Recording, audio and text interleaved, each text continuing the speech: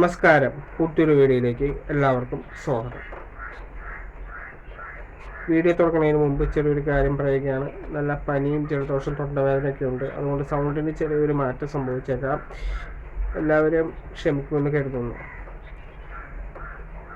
അനിൽ ലാൽ സംവിധാനം ചെയ്ത് ധ്യാൻ ശ്രീനിവാസൻ നായകനായ സീനോ ട്രോഫി എന്ന സിനിമ ഇന്ന് വെളുപ്പിന് ആമസോൺ പ്രൈം വഴി റിലീസ് ചെയ്തിരുന്നു. പടം ഇന്ന് രാവിലെയാണ് കണ്ടുനിൽക്കുന്നത്. അപ്പോൾ പടത്തെക്കുറിച്ച് എൻ്റെ വ്യക്തിപരമായ പറ്റി കിടക്കാം. അതിനു മുമ്പ് എൻ്റെ ചാനൽ ആദ്യമായിട്ട് കാണുന്നവരുണ്ടെങ്കിൽ ഒന്ന് സബ്സ്ക്രൈബ് ചെയ്ത് പരിഗണിക്കുക. അപ്പോൾ ഇനി സിനിമയെക്കുറിച്ച് രണ്ടു വാക്ക് സംസാരിക്കുക. ഈ സിനിമ തിയേറ്ററുകളിൽ കാര്യമായ വിജയമൊന്നും നേടാൻ കഴിഞ്ഞിരുന്നില്ല.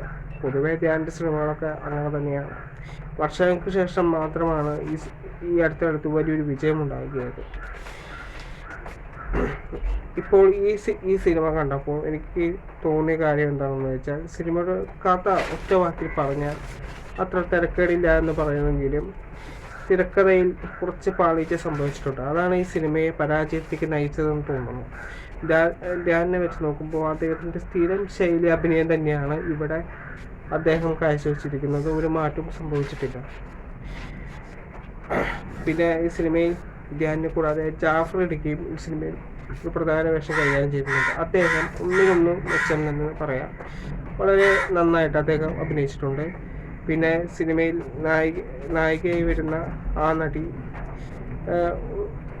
അവരുടേതായ രീതിയിൽ ഒരു ആവറേജ് അഭിനയം അവർ കാഴ്ചവെച്ചിട്ടുണ്ട്. പിന്നെ സിനിമയിൽ ഒരു ചൈനക്കാരിയുണ്ട്. അവരാണ് ഈ സിനിമയിലെ മെയിൻ കഥാപാത്രമായി എത്തുന്നത്. അവരും നന്നായി അഭിനയിച്ചിട്ടുണ്ട്. പിന്നെ ജോണി ആൻഡ് കഥാപാത്രം ഒരു രാഷ്ട്രീയക്കാരനായിട്ടാണ് അദ്ദേഹം അഭിനയിച്ചിരിക്കുന്നത്. അത് വളരെ കുറച്ച് സീനുകളെ അദ്ദേഹം ഉള്ളൂ.